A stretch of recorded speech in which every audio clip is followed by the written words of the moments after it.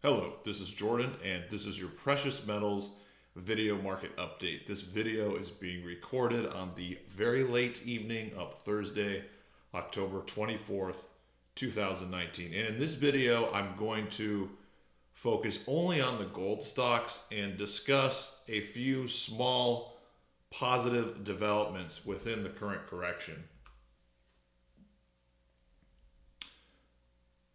Okay, first, let's take a big picture look at GDX along with two breadth indicators. We have the advanced decline line that's in the middle, and then we have the bullish percentage index at the bottom. Now, it's important that we remember and recall this big picture setup because it remains potentially extremely bullish.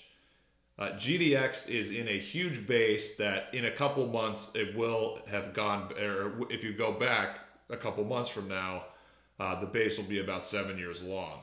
Now, gold has already broken out of that base, as we know. Its measured upside target is roughly $1,700 an ounce. If GDX breaks above that 31 to 32 resistance, its measured upside target is about 50 or 51, depending on how you measure it.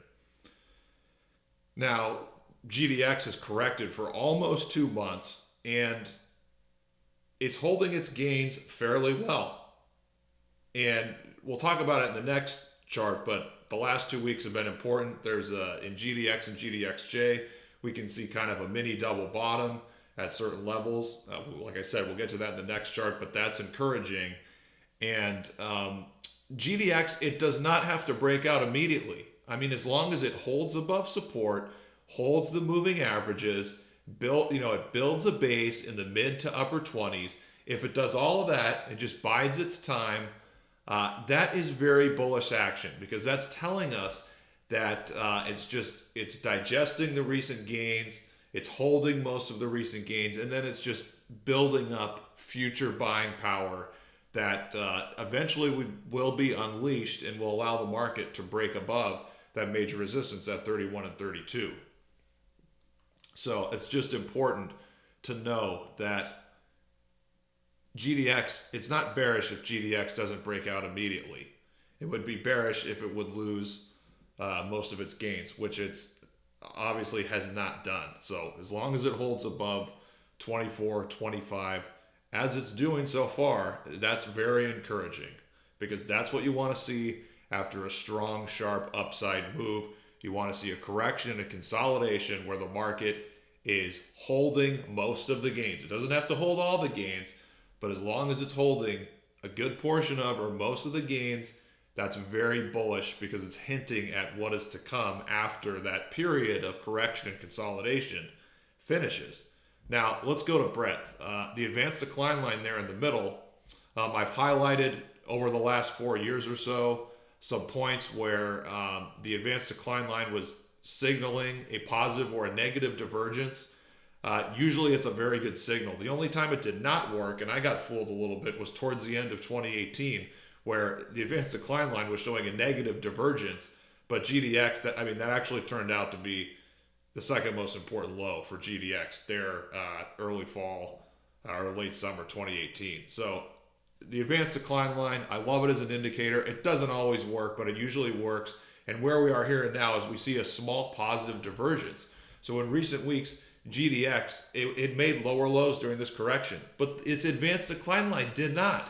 So that's very encouraging. That is showing some underlying strength in GDX, even as it corrects. So that's encouraging. Now at the bottom, the bullish percentage index, I like to use that more as an overbought or oversold indicator.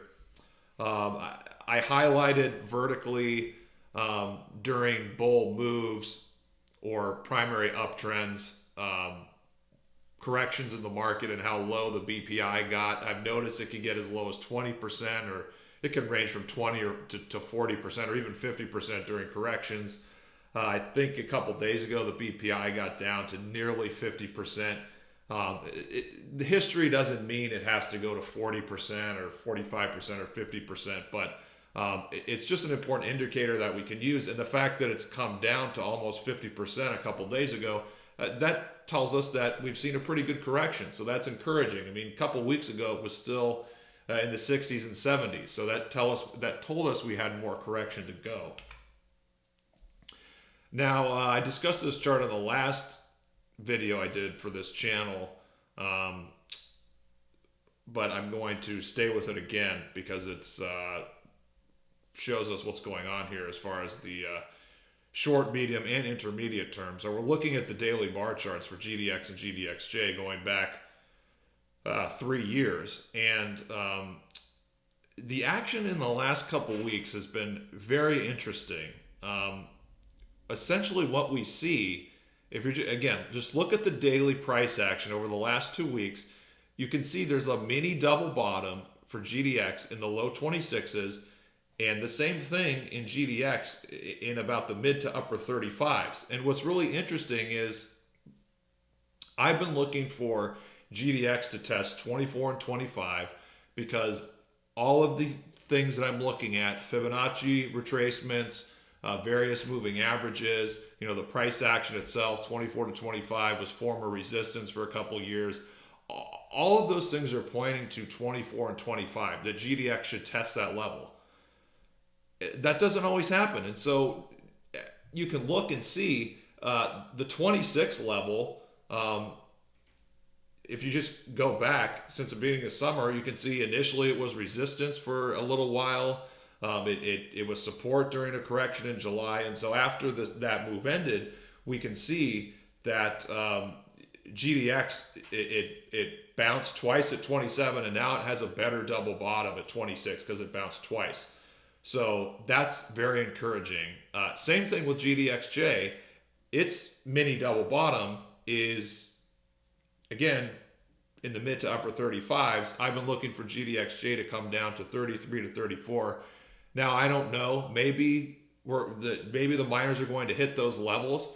Another scenario, which could definitely happen, is we see a little bit of a rally here, and then the miners come back down, and GDX retest 26 again successfully. GDXJ retest 35 again successfully, and the miners start to build a very bullish base. The correction would still be ongoing, but it would kind of be turning into a consolidation. So it's possible that with respect to the price correction, the vast majority of that is over, and now the market could be kind of going more into a correction in terms of time, and that would be a consolidation.